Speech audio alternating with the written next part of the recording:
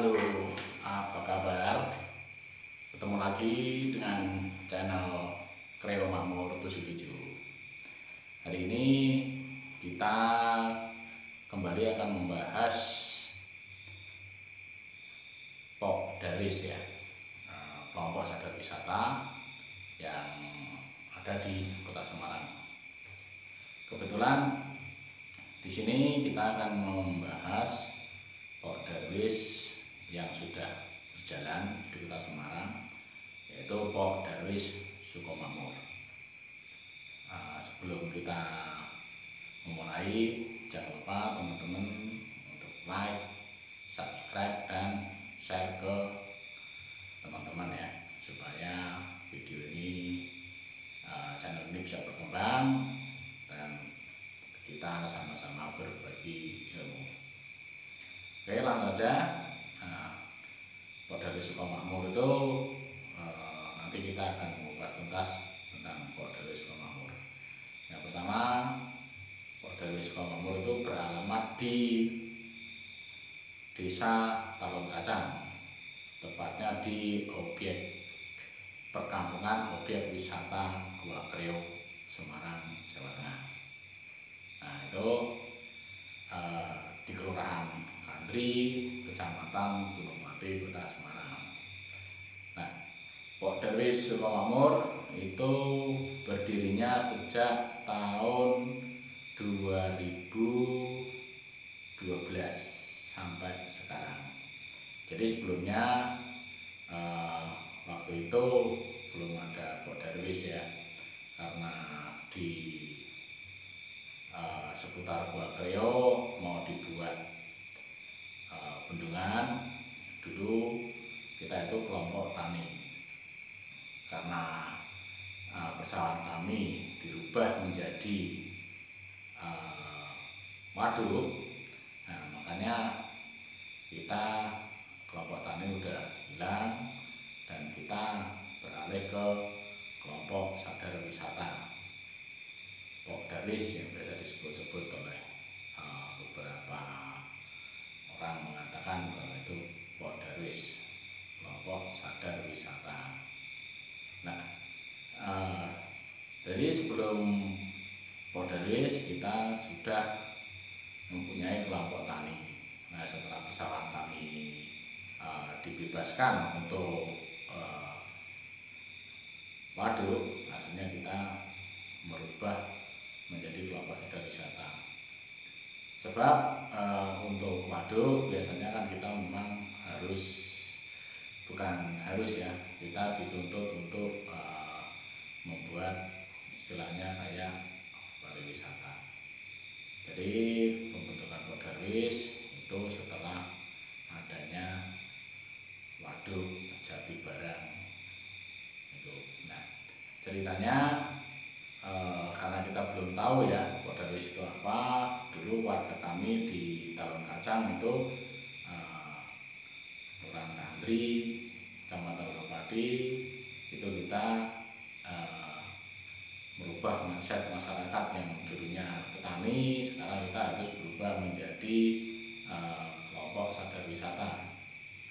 Nah, karena warga tidak tahu apa itu Pokdarwis, nah, timbul dari keinginan kami, dari tokoh-tokoh masyarakat yang ada di Desa Talon Kacang, Kelurahan Kantri, Kecamatan Gunung Pati, itu untuk belajar. Nah, dulu kita studi banding itu ke Candi Rejo di daerah Magelang, itu di dekat Candi Borobudur. Nah, di sana kita istilahnya dikasih wawasan tentang apa itu Pokdarwis. Nah, baru kita mulai mindset kami berubah bahwa Pokdarwis itu harus ada di suatu tempat pariwisata, karena intinya untuk pemberdayaan masyarakat yang ada di seputar wisata tersebut. Nah, setelah kita studi banding, baru warga mulai istilahnya mulai berkemas-kemas untuk membuat Pokdarwis. Nah, setelah itu kita membentuk Pokdarwis yang namanya Pokdarwis Sukomakmur. Sampai sekarang alhamdulillah sudah memiliki aset yang dimiliki oleh warga kami. Jadi Pok Darwis Sukomakmur itu sudah memiliki pokja-pokja yang ada di seputaran wisata Gua Kreo dan Waduk Jati Barang. Nah, apa saja itu yang ada di Pok Darwis Sukomakmur? Yang pertama, yaitu kita sudah memiliki Pok Darwis Sukomakmur sudah berbadan hukum, legalitasnya sudah jelas dan sudah dilegalkan melalui Kemenkumham ya. Jadi Pok Darwis Sukomakmur sudah berbadan hukum dan dari segi hukum juga sudah alhamdulillah sudah ada. Nah, bukan itu saja, Pok Darwis Sukomakmur juga mempunyai pokja-pokja.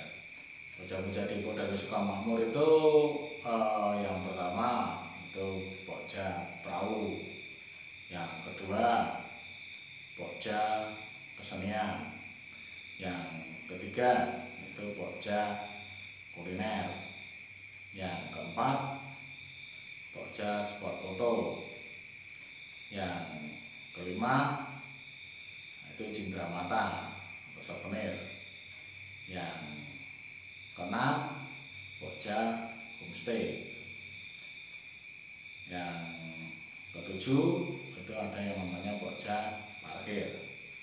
Jadi semua itu include di bawah naungan di bawah payung kelompok Sadar Wisata Sukomakmur.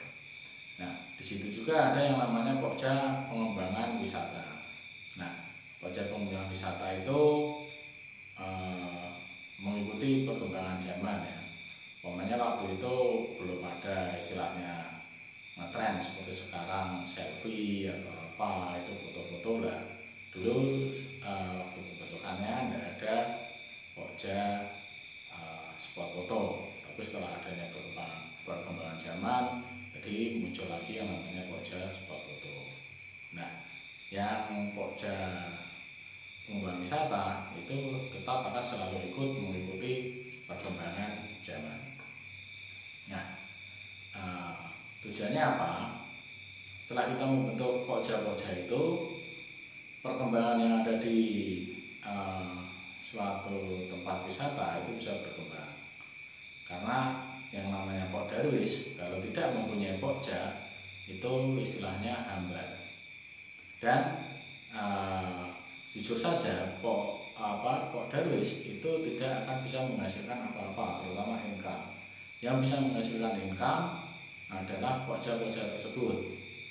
Jadi bisa berkembang, itu mempunyai kas, itu juga hasil dari pokja-pokja tersebut. Nah, hitungannya juga tergantung dari kebutuhan suatu musyawarah bersama.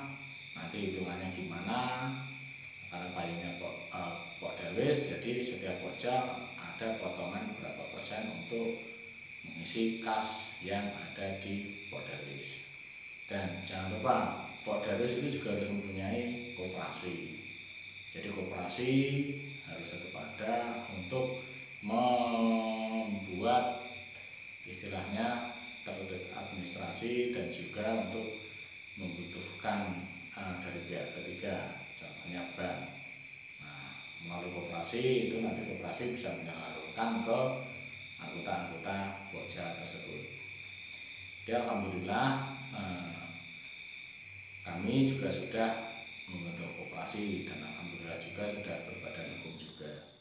Jadi untuk legalitas kami sudah jelas semuanya. Nah, itu sedikit tentang Pok Darwis Sukomakmur. Nanti kita akan buat lagi, kita akan berkunjung ke pokja-pokja yang ada di Pok Darwis Sukomakmur. Nanti untuk video berikutnya kita akan berkunjung ke pokja-pokja yang sudah saya sebutkan tadi, yaitu pokja perahu, kuliner, atau juga homestay. Sementara itu dulu, besok kita lanjut untuk pokja-pokja, berkunjung ke pokja-pokja yang ada di Kok Darwis Sukomakmur. Oke, salam